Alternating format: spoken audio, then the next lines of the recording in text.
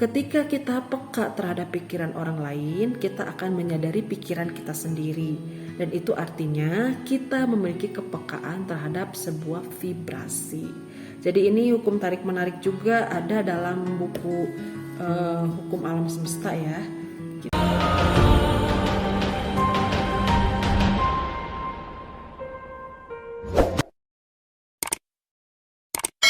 Ada hukum koneksi. Segala sesuatu di alam semesta saling terkoneksi. Ini hukum yang ketujuh ya teman-teman. Hukum ketujuh yaitu hukum koneksi. Jadi di sini dalam hukum koneksi menyatakan bahwa segala sesuatu di alam semesta itu saling terkoneksi. Jadi kita tuh terkoneksi atau terhubung antara satu dengan yang lainnya. Kenapa? Karena dalam diri kita itu ada atom yang bisa terkoneksi dengan seluruh semesta. Dan kita semua itu saling terhubung satu sama lainnya. Teman-teman juga yang sedang menyaksikan tayangan ini juga terhubung. Buktinya apa? Ada internet, kita bisa terhubung, ya kan? Jadi kita bisa menggunakan sosial media.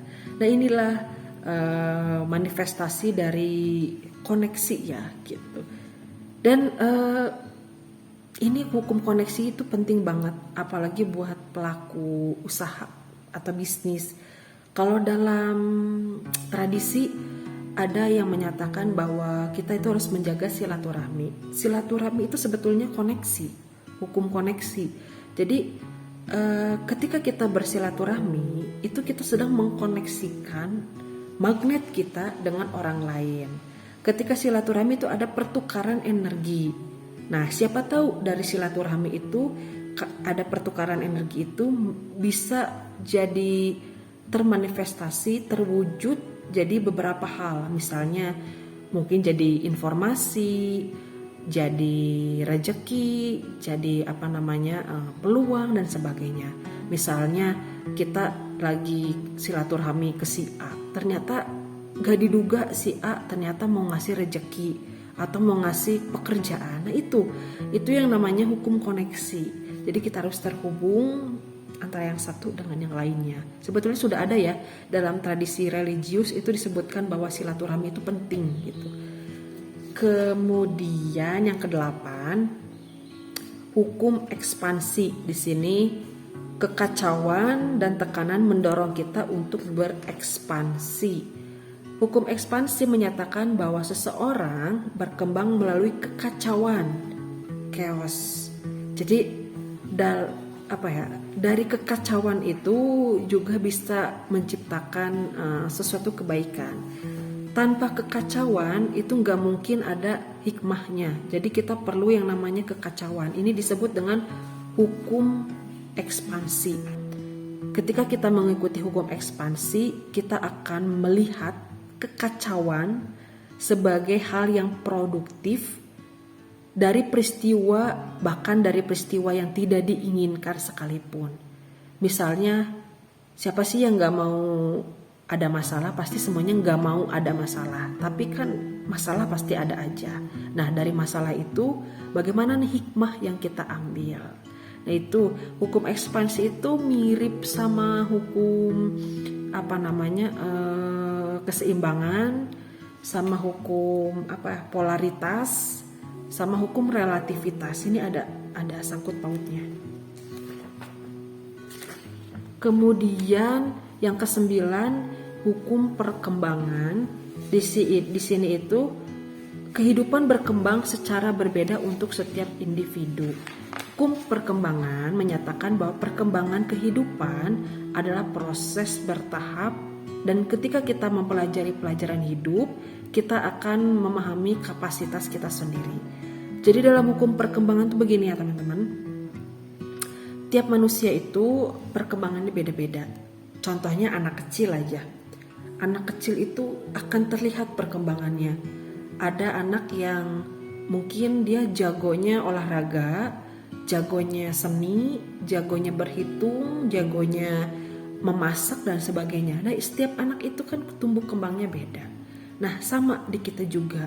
Pasti kita ada yang namanya berkembang. Dan inilah yang harus kita tumbuhkan, bahwa segala peristiwa itu pasti ada perkembangannya. Ini mirip dengan hukum-hukum sebelumnya ya. Dalam hukum perkembangan itu disebutkan bahwa tidak ada yang perlu kita sesali dalam kehidupan, dan juga kita tidak bisa jadi orang lain gitu. Kita tidak perlu memaksakan diri kita menjadi yang bukan diri kita, karena kita tuh punya jiwa, punya soul. Kita nggak bisa jadi si A juga nggak bisa jadi kita, karena kita punya, setiap orang itu punya sisi keunikan masing-masing, dan tidak boleh dipaksakan, tidak boleh mengkurungkan jiwa orang lain.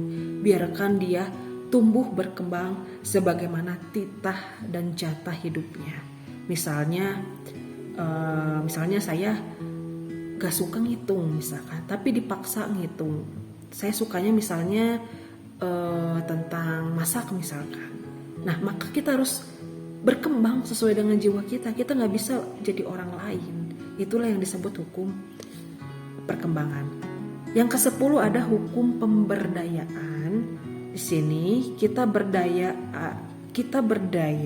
pada tanggung jawab penuh atas kehidupan. Jadi pemberdayaan itu bagaimana power, kekuatan kita memberdayakan diri kita ketika menjalani kehidupan ini. Kita harus ada kekuatan, spirit, energi, motivasi untuk memberdayakan diri kita. Jangan sampai kita itu hidup itu putus asa, menyerah, takut, belum dicoba udah takut dan sebagainya.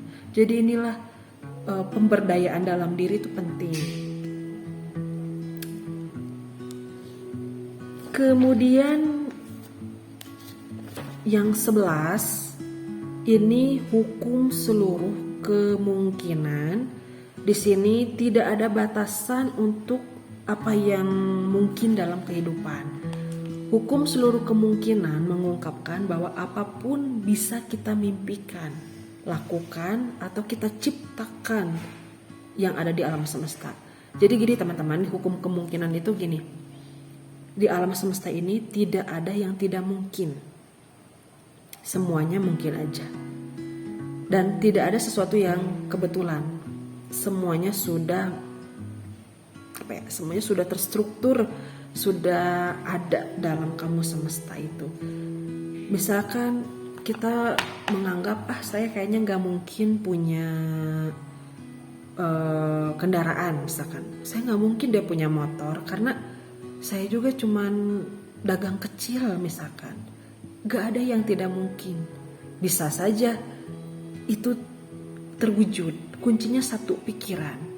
Kalau alam bawah sadar kita mempush kita, menekan kita untuk putus asa, untuk insecure, untuk tidak percaya diri, itu semesta akan membaca, oh si A itu gak percaya diri, si A itu pesimis, si A itu kurang motivasi. Jadi semesta tidak akan memberikan. Tapi lain lagi, meskipun saya adalah orang yang pas-pasan secara finansial, tapi punya powerful yang baik, keyakinannya bagus, tinggi, tidak pesimis, percaya diri, itu semesta akan memberikan gitu. Mungkin saya cukup beli motor second aja gitu karena pas-pasan gitu. Tapi ketika semesta berbicara lain, kita dapat yang lebih. Siapa tahu kita beli yang baru gitu. Nah, jadi tidak ada yang tidak mungkin. Kayak ada cerita teman saya itu seorang tukang salon gitu, cuman bantu-bantu di salon. Dia memenangkan hadiah grand prize mobil ya dari salah satu toserba yang ada di kota Bandung. Dia kaget karena tercantum sebagai pemenang mobil Honda yang sekarang lagi booming lah. Dia kaget karena kok bisa ya saya bisa dapat ini. Kok padahal kan saya cuman tukang cukur gitu, tukang cukur rambut itu. Nah ini gak ada yang tidak mungkin di alam semesta itu. Karena kalau sudah jadi kehendaknya itu bisa terjadi. Nah ini hukum hukum kemungkinan. Yang terakhir, ini ada hukum cinta. Kehidupan dimulai dan diakhiri dengan cinta. Kayaknya kalau soal cinta semua juga sudah paham bahwa sebetulnya makhluk hidup tanpa cinta itu tidak ada gelar kehidupan. Kita ada itu karena cinta. Cinta itu bukan hanya ke pasangan aja ya. Bisa kepada orang tua, bisa kepada hewan peliharaan, bisa juga kepada hobi, kepada benda dan sebagainya. Jadi dengan kekuatan cinta ini jadi api dalam kehidupan. Tapi yang perlu diingat adalah kita jangan terlalu melekat dalam cinta ya, karena ketika melekat itu bisa saja kita kecewa. Misalnya kita cinta banget sama benda kita, ketika benda kita hilang kita malah jadi frustasi. Nah, jangan sampai seperti itu. Hukum cinta menyatakan bahwa ketika kita mencapai tingkat kebahagiaan tertinggi, saat itulah kita memancarkan cinta. Jadi ketika kita happiness, kita tersenyum, kita happy, vibrasi kita ke alam juga happy, itu kita sedang memancarkan cinta. Walaupun kita mungkin gak punya uang, walaupun kita pas-pasan, walaupun kita enggak kaya secara material, tapi ketika dalam diri kita happiness, dalam diri kita optimis, dalam diri kita bahagia, itu akan terpancar dalam semesta. Berarti kita sedang bersedekah energi cinta ke semesta, dan nanti orang lain itu akan menarik energi cinta kita, akan merasakan. Pernah gak gini teman-teman, ketika teman-teman sama siapa gitu, kok ngerasanya kok orang ini bawa hoki ya, kok orang ini bawa happy ya. Nah ini mungkin si teman-teman ini mau sedang memancarkan energi cinta gitu. Jadi itulah yang namanya getaran cinta. Ketika kita happy, itu juga kita sudah menggetarkan cinta kepada alam semesta. Nah oke, Sobat Awareness, inilah 12 hukum abadi kehidupan yang bisa kita praktekkan dalam ruang lingkup kehidupan kita ya. Bagi teman-teman yang penasaran sama bukunya, bisa didapatkan ya bukunya ini. Nanti saya cantumkan di deskripsi spesifikasi sama harga dan kontak yang bisa dihubungi. Oke, Sobat Awareness, terima kasih sudah bergabung di Awareness Book Vlog. Jangan lupa like dan subscribe.